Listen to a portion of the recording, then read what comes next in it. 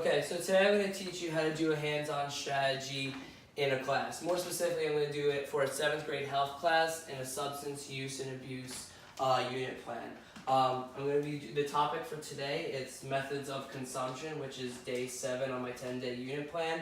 The objective for the lesson is that the students will identify the various ways to consume a substance which aligns with National Health and Education Standard number 1. Okay?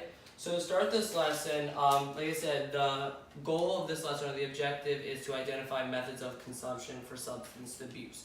Okay, so I'm going to start out with the instruction, which I'm going to teach them the definitions.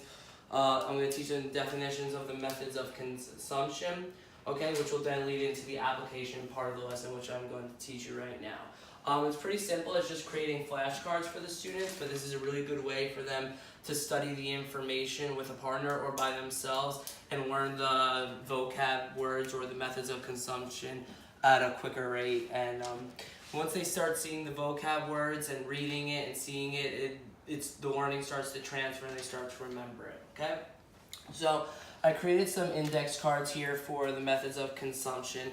As you can see, I have a method of consumption right on the back, which says transdermal, which is one method of consumption. And on the opposite side, I wrote drug absorbs through the skin. So that's a definition of transdermal method of consumption, is when it's absorbed through the skin, like a nicotine patch or something like that. So I created 8 of them for the lesson that I have, okay? So the students will basically create the 8 in flashcards as their methods of consumption, and then they can get with a partner. So you can either assign them a partner, or it's a little bit easier if you just let them work with a partner that's next to them. That way there's no real moving around.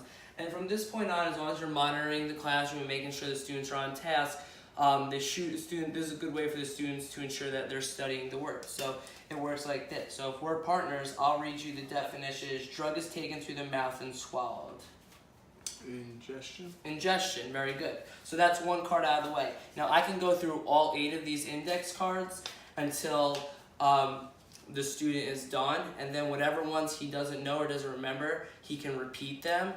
Or if you want, the other partner can go and they can test the opposite partner on the index card. So drug is absorbed through the nose. Drug is absorbed through the nose, so that would be snorting, okay?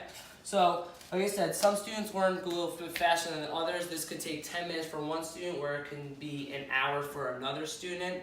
But in the end, again, it's a really good way for the students to study the definitions and learn them at a pretty quick pace. And in my case, if you want to, you can even do a post-assessment at the end of the class, where I gave a matching quiz where the students have to match the definition with the method of consumption.